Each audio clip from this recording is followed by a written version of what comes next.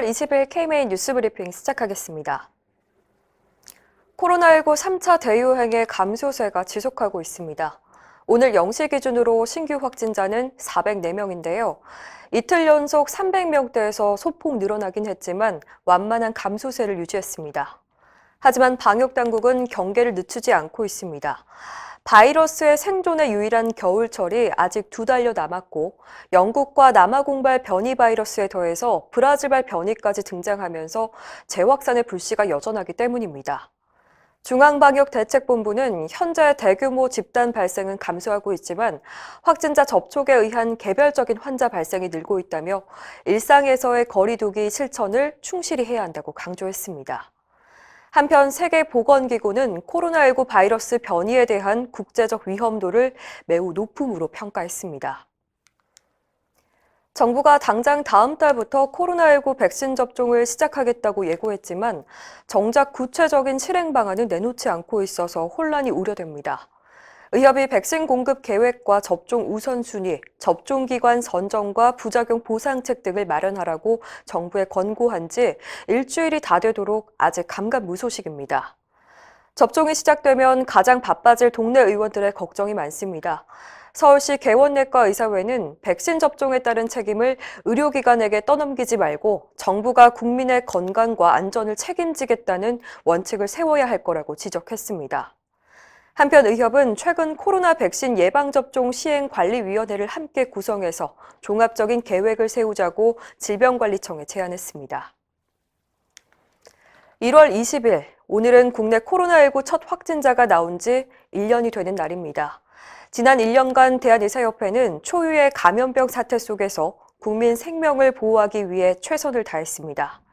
작년 2월 대구 경북의 확진자가 폭발적으로 증가하자 의료지원단을 긴급 파견했고 사회적 거리 두기를 권장하는 대국민 캠페인도 펼쳤습니다. 최근엔 수도권 확진자가 폭증하자 재난의료지원팀을 선별진료소에 투입했는데요. 현재 약 1,300명의 의사들이 전국 각지의 코로나 현장에서 구슬땀을 흘리고 있습니다. 의협은 특히 코로나19 비상대책위원회를 발족해서 근거 중심의 대국민, 대정부 지침을 지속적으로 발표해 왔습니다.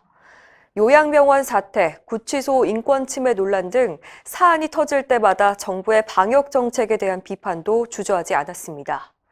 또 의사회원들의 경영난 극복을 위해서 요양급여비 선지급, 세금 감면 등을 제안하는 등 숨 쉴 틈이 없이 보낸 한 해였습니다. 서울시가 민간병원 병상을 코로나19용으로 강제 동원하는 행정명령을 내렸습니다.